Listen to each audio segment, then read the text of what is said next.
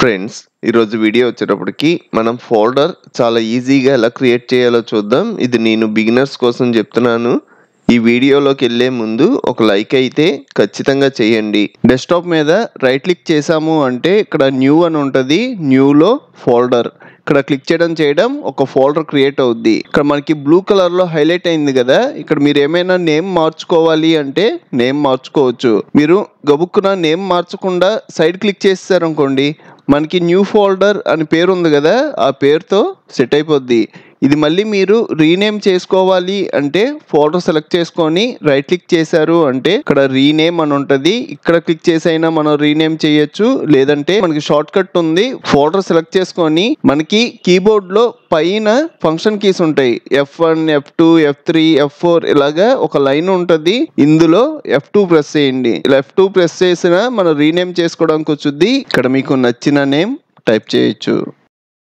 ఇలా టైప్ చేసిన తర్వాత మీరు సైడ్ క్లిక్ చేసినా మనకి ఆ పేరు సెట్ అయిపోద్ది, లేదంటే కీబోర్డ్ లో ఎంటర్ బటన్ ఉంటుంది కదా, ఎంటర్ ప్రెస్ చేసినా మనకి ఆ పేరు సెట్ అయిపోద్ది. మనం షార్ట్ కట్ లో ఫోల్డర్ క్రియేట్ చేయాలి అంటే షార్ట్ కట్ వచ్చేటప్పటికి Ctrl+Shift+N ప్రెస్ చేశారనుకోండి, కొత్త ఫోల్డర్ వచ్చుద్ది. ఇక్కడ మీరు పేరు టైప్ చేసుకోవడమే. ఇప్పుడు నేను డెస్క్టాప్ మీద పెట్టాను, అదే మీరు డ్రైవ్స్ లో చేయాలి అన్న సేమ్ ప్రాసెస్. మీకు కావాల్సిన డ్రైవ్ లోకి వెళ్తారు, ఇక్కడ రైట్ క్లిక్ చేసి న్యూలో ఫోల్డర్ అన్నారు అంటే ఒక ఫోల్డర్ క్రియేట్ అయిపోద్ది. మీరు ఫోల్డర్ క్రియేట్ చేయాలి అన్నా ఇప్పుడు మీరు క్రియేట్ చేసిన ఫోల్డర్ లో అయినా క్రియేట్ చేయొచ్చు, లేదంటే ఇక్కడ ఫోల్డర్స్ ఉన్నాయి కదా, ఒక ఫోల్డర్ లోకి వెళ్తున్నా, ఇక్కడ రైట్ క్లిక్ చేసి న్యూ అని ఫోల్డర్ అంటారు. మీకు కావాల్సిన నేమ్ ఇచ్చాము అంటే ఫోల్డర్లో ఫోల్డర్.